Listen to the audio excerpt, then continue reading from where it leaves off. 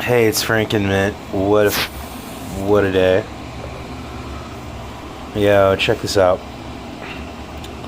I snapped off my extruder. Crazy, right? I think I'm gonna use some needle nose pliers to just slowly work this out. This is crazy. Like, it was fully heated up. I had it heated up to the 222. There was no filament in there.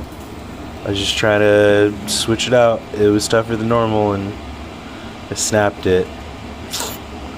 So this is gonna be fun trying to figure this out. FML, right? I was just trying to go to sleep. That's what I get for trying to go to sleep.